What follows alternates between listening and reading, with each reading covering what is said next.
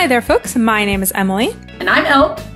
And this is Oh My Word, a podcast where we discuss books, movies, musicals, TV shows, etc. to talk about the content and the appropriateness so that you are a more informed consumer. Right. It's specifically about the content, not necessarily about the quality of the writing of the book. Because a lot of stuff could be very well done. But, if we're clutching our pearls too much over it, then we want people to know that this is what's in there. And then you decide. Exactly. Am I willing to risk my pearls for this? Right? That's why we have a pearl clutching scale. 0 to 4, 0 being no pearls clutched, 4 being all the pearls clutched. Correct. And as we know, pearl strands are notoriously delicate. So it's certainly preferable not to have to clutch one's pearls in agastment, in something. That's a word now. I've just coined it. At the sexual, violent, language, whatever sort of stuff that seems to be quite pervasive, and pervasive in young adult genre, which is not all we talk about, but is definitely our focus. And it's a little bit shocking how inappropriate some or a lot of young adult media is. Just riddled with sexual things and bad language and violence so that's why we clutch our pearls, and that's why we tell you ahead of time, because we care about your pearls that are probably an heirloom from your grandmother that you don't want to ruin. So we can tell you before you read or watch something. And then if you hear that you would have to clutch too many pearls, then you can safely keep that family heirloom in the jewelry box and not worry about it breaking. Okay. I'm going to butt in a little bit on this because you just set up, you partially just set up a segue that you didn't realize I actually noticed it. You did notice it? Well, I noticed I might have been a segue, but why don't you tell me your segue? Because I was going to say clutching pearls might seem like something archaic or in the past.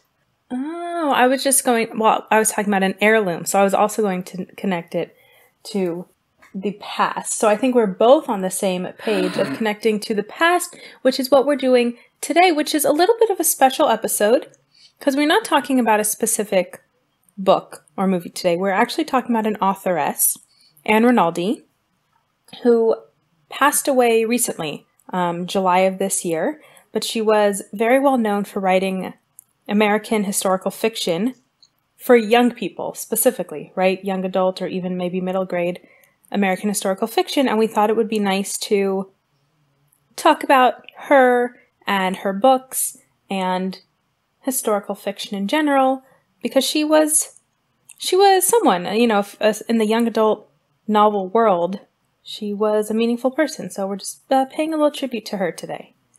Yes. Especially because growing up, I grew up before Twilight a little bit. Not entirely, but so it was before the young adult genre totally exploded. So young adult, there was only so much of it, but the bigger thing is that I grew up with historical fiction. That was always my preferred genre, even though now and young adult is much more full of fantasy, a little bit sci-fi and contemporary. It's much are the dominating genres right now. And I really wish historical fiction, I want historical fiction to make a comeback. So, but I grew up, Anne Rinaldi, when I would go to the library, I would always look for her name. Always see if there was a new book out from her. I would see if they got another one of the books I was waiting for from her. She was, and it's funny because even with her, she was, I think a journalist also, she wrote columns or things like that. She got into writing historical fiction, specifically American historical fiction, because of her kids. Her kids were really into it. Going to reenactments and things like that. So she decided, okay, she got into it because of that. And she was like, okay, I'm going to write about this. And her publishers told her no one wants to read historical fiction.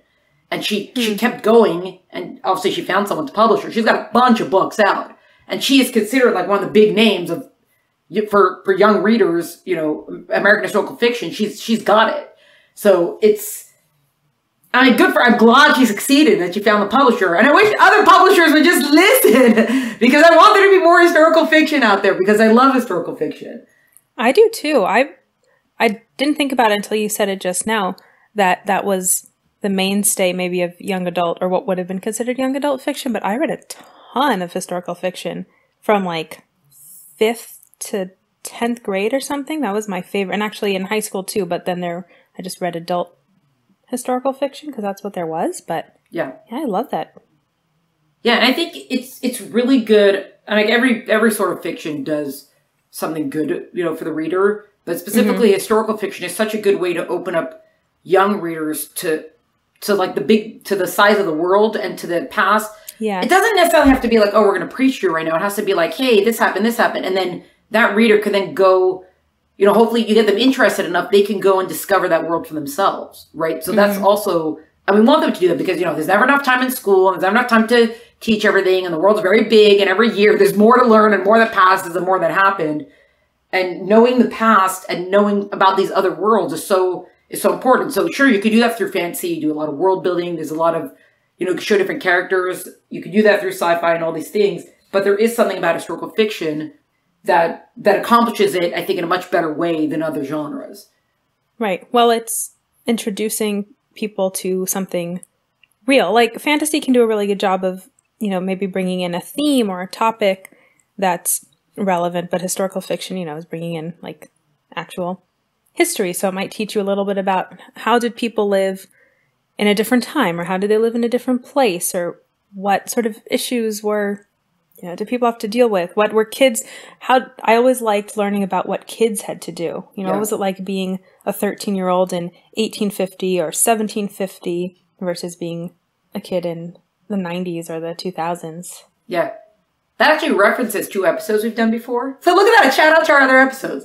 Last episode, we spoke about authors doing research and stuff like that, which is important. But if you remember, we spoke about the Anne with an E series.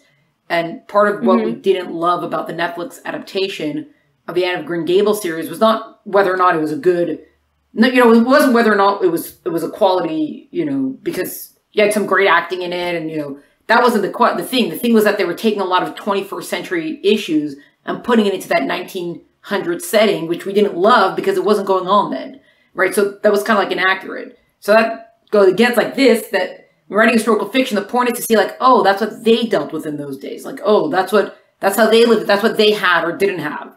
It should give us a lot of appreciation for the times we live in. First of all, because we have real toothbrushes, obviously. Yeah. Real toothbrushes, and we weren't hauling water back from a river to the house to warm it up for our once weekly bath. Right. Yeah. Oh, yeah. That's so true. Yeah. Yeah. Because they didn't believe. Part of it was just, you didn't have indoor plumbing for bathing, but there were people who believed that you didn't want to wash off your like natural, like, your natural oils, which I guess people are still like this today, but like your natural oils are so important. So that's why we specifically bathe infrequently. And that's just, you didn't have deodorant and soaps to hide. Right. Well, I guess they did have some soaps to hide the smell, but like, no, you didn't hide the smell. Like that's the one thing, like they show you Versailles, but they never show you Versailles in 4D because then you'd actually smell it, and no one wants to smell what Versailles smelled like. So, no. Yeah. Well, just history in general is so important to learn, but historical fiction, it's sort of like reading biographies. They say, whoever they are, but they say that reading biographies can be a really good way of learning history because it's helpful because you're learning about one person's story, but you still get to see the context of, whether it's like World War I or the Middle Ages or whenever it is, you get to see it from one person's perspective, which is what historical fiction does. Instead of just being a textbook of history, it's so much easier to get involved in a narrative. Yeah. But while you're involved in this narrative, whether it's sometimes, it's just a historical fiction romance or some of her historical fiction. The only one of Anne Rinaldi's, I think, that I read was Numbering All the Bones, which was set in the Civil War. So the characters are dealing with issues, whether or not they're based on true events specifically, they're dealing with issues that could have happened and probably did happen, to other people. So you're dealing with their specific emotions and their family relationships and their thoughts, but at the same time you get to see the context and the world and then, if you're interested, you go off and you do a little bit more research and you might find, like I was really into the Civil War and the American Revolution. Those were time periods that were very interesting to me. Even though I read some Dear America books that were set like early 20th century that just didn't interest me as much. Different eras will interest different people, but it's good to at least read and see what sparks your interest. Yeah. And for the most part, so even though a lot of her books, especially because it's American history, they take place in wartime, Civil War, the American Revolution, there's a lot of other times that she covers. So there is, there is the war violence that's in it, but it's not usually graphic. It's not usually overdone. And most of her books have some sort of lead female character who ends up being a strong female character, did her part to make something happen. The language is almost entirely clean. She doesn't take advantage and like bring words in. Maybe in those days they shouldn't have said certain things, but she does keep the language is pretty clean. The romance, a lot of her books have a lot of romance in them, but it's usually pretty light. Like it doesn't get overly descriptive. So that's also, her books are pretty clean, pretty relatively clean. The one book of hers that I read, I didn't read it when it first came out. I read it recently now once I saw the news that she had passed away. I was like, oh no, I gotta go back, have the memorial reading, for her. And there's one book that's called, it's called Brooklyn Rose. That's about, she kind of based it on her grandparents, who she didn't totally know because I think her mom passed away when she was young and her dad remarried, so they didn't have much to do with that family.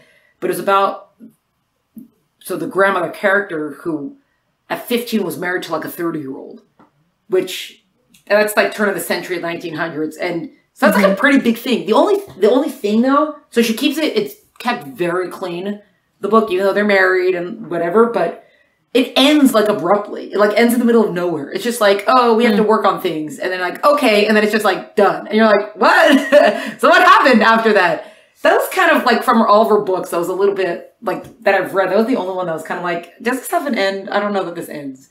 It seemed like a very short book that was just like abruptly cut off. Her other books though are not necessarily like that. So the other books, but it's also, you could tell that she's writing also from a different time from I don't know if there's a way to describe it, but when you're reading it, you're like, oh, she's someone who's writing in the 90s. Even though she started in the 80s and she has a lot of her books published in the 2000s because she kept writing. She has a lot of books.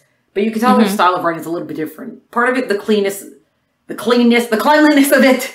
Part of the cleanness of it, and part of it's just the, I don't know explain it, but like the writing approach is like a little bit different. It's not archaic or anything. It's not like, what is the doth on the wath words? Like, where are these words coming in? But it was interesting because when I went back to it, I was like, oh, like, we have different writing styles today. Like, it's changed a little bit. It was just like that was my historical study in reading it. Like, oh, yeah, like she writes like, her writing is not, it's different. That's all. I mean, but she's a good writer. And I'm so, and yay, historical fiction. I'm so glad that she brought me into that she brought all these worlds to us, I should say. Well, it's so great because when you're a student, if there wasn't historical fiction to read, you would only be learning history from a textbook, and it would be so boring and so dry. So it's good to have books. I mean, like I said, from her numbering all the bones, but I remember like My Brother Sam is Dead and Roll of Thunder, Hear My Cry. That's a way of getting into it without just having to sit with a textbook all day. And when you're in 6th, 7th, 8th, 9th, 10th grade, it's nice to not have to just have a textbook all the time. Yeah. And also, as an adult, like, I still want to know about these things, but I don't necessarily have time to go find it all out myself. So if I read it from a book, I'll be like, oh yeah, that's something I want to look more into, right? Because you have the whole world before you. So like, where do you start from? So sometimes you know, and sometimes you don't. And also, I just like historical fiction. So I want there to be more historical fiction. Yes. Well, maybe we need to get cracking on that ourselves. Oh. The history of Oh My Word podcast. Oh. We should do something. One day. We should do reenactments. We'll figure out which reenactments we'll do. We should figure out reenactments. Okay. I like that idea. I think I'll reenact when Cinderella's dress turned in, because that was around 1830? I mean, that's history, right? You know what? I feel like we're going to have an argument about this. So, I mean, a discussion. I mean, a intellectual debate, a historical debate about this. So. Well, I'm ready for that. So, thank you all so much for listening, and we'll catch you next time. Cheers, everyone. We hope you enjoyed this week's episode of Oh My Word podcast. Make sure you're subscribed so you always get the latest episode, and please leave us a rating and a review. And please share the show with your friends. Also, follow us on Instagram at Oh My Word podcast. There we post episode updates, our ratings for each book, and also our personal reading recommendations. Music for the show is by Tim Burke. Editor is Emily Yaffe. We'll see you next week.